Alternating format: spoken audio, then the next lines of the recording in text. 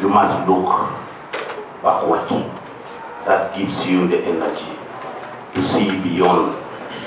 And I don't want to get into the history, but the missing link that I need to bring into the history is that one, ACHOLI land stands for 11.7% of the entire size of Ugandan land.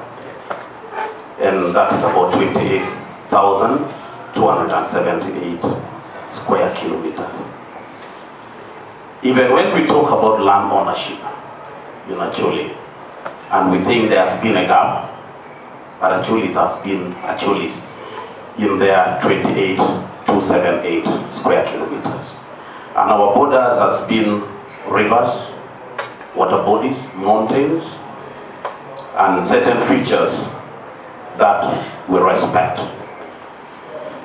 When I heard my brother speak strongly about the issues of the pre-war ACHOLI wealth, to me, first of all, engineer, thank you for coming with this. But I'm trying to trigger a thinking that my pre-war should start in the 1818, because a lot got done in ACHOLI, starting with the Lamogi Rebellion, where my sister Kevin comes from, and I think one of your uncles was killed in Lamogi Rebellion, and many of us who comes from that side, and many other wars that came in. ACHOLIs in their own wisdom knew about the wealth that were present in their land. My sister made mention of the forest and the forest covers.